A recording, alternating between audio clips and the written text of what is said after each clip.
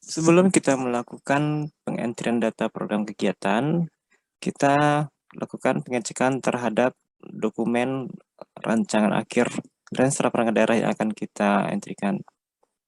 Sebelumnya kita sudah membuka tabel 4 pada bab 4, yaitu tabel tujuan dan sasaran jangka menengah pelayanan perangkat daerah.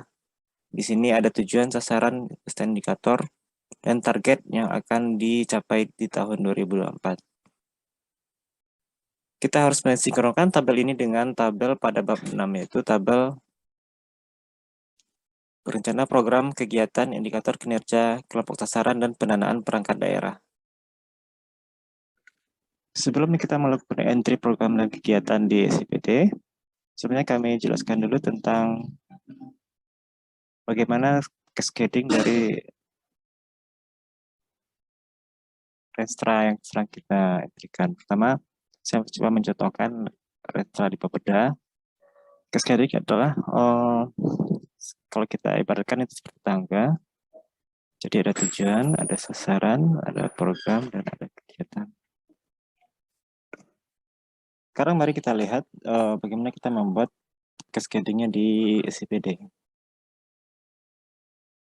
Nah, di sini di Bapeda, kita sudah mengentrikan tujuan dan indikatornya beserta target-targetnya, tapi harus kita ingat bahwa kita membuat tujuan itu pada urusan perencanaan,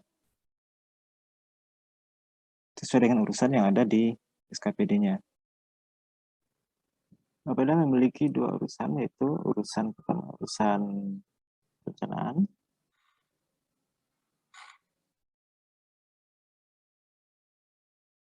dua urusan litbang. Sementara Bapeda mempunyai satu tujuan, yaitu terkait perencanaan dan pencapaian pembangunan daerah. Untuk mengentrikan data program-program yang terkait dengan perencanaan tentunya sudah ada di tujuan ini. Namun untuk mengentrikan program-program yang terkait dengan kelimbangan dengan satu tujuan yang sama, terpaksa kita melakukan pengentrian pada tujuan yang sama ini. Karena hanya cuma ada satu tujuan, artinya pada SPD kita buat lagi satu tujuan. Namun tujuan ini sama dengan tujuan yang tadi, karena memang hanya ada satu tujuan, namun kita pilih pada urusan penelitian pengembangan. Cara menambahkan tujuan pada SPD sama dengan sebelumnya yang kami jelaskan. Kita tambahkan di sebaris dengan urusan,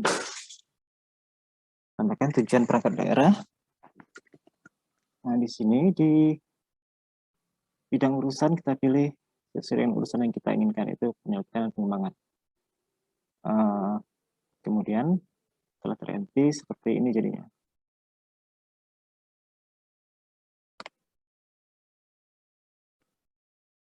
Ada satu urusan lagi ada satu tujuan lagi dengan urusan yang berbeda, yaitu urusan pengembangan.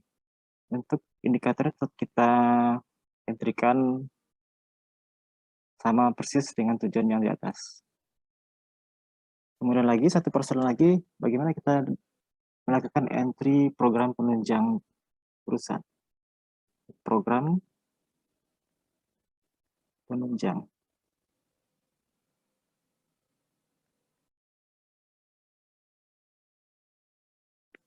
Dalam SIPD, program penunjang masuk pada urusan non-urusan.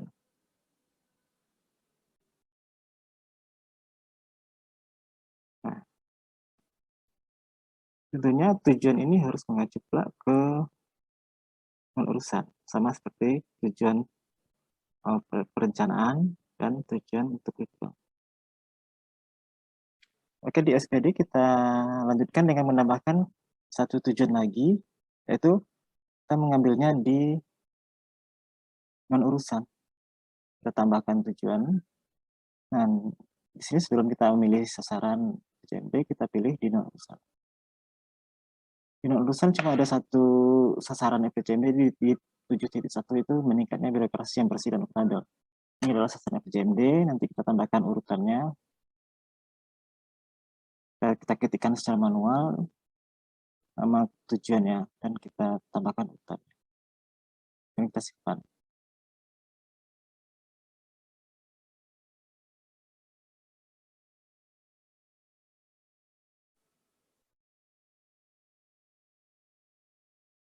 Artinya walaupun tujuan kita hanya ada satu, jika ada terdapat beberapa urusan dari tujuan tersebut, kita tambahkan urusan sama, data yang sama, termasuk juga dengan kita mengetikkan program penunjang, sehingga program ini dapat kita tambahkan di program ini. Langsung ke program. Di sini teman-teman langsung mengentrikan sesuai dengan data yang ada di range-nya.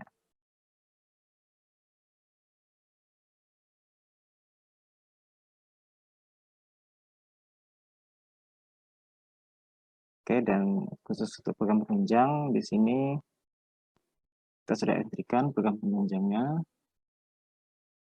serta indikator-indikatornya. Setelah terisi kegiatan program yang ada di sini, kita baru lakukan entry kegiatan sesuai dengan program yang ada. Nah, di sini seperti di nol urusan, kita sudah menambahkan program.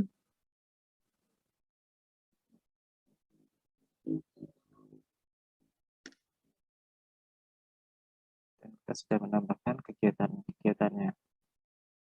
Untuk melihat hasil entry dari teman-teman, kita bisa lihat di dashboard.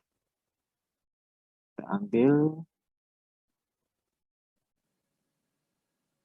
laporan di eselon, levelnya di eselon 2. Mungkin tidak ada di sini menunya, kita coba masuk ke eselon 2. Sekarang kita sudah masuk di akun eselon 2 atau setingkat kepala perangkat daerah. Di sini berbeda dengan akun di eselon 3, ada penambahan menu yaitu laporan. Di laporan ini kita bisa memilih laporan ekstra. Di sini kita pilih tahapannya itu rancangan akhir. Kemudian kita bisa pilih printernya ataupun kita simpan dalam bentuk format PDF. Oke, kita simpan.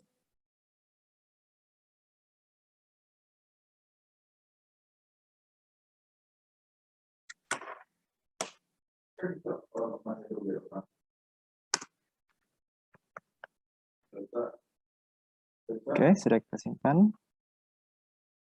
Kita lihat di download.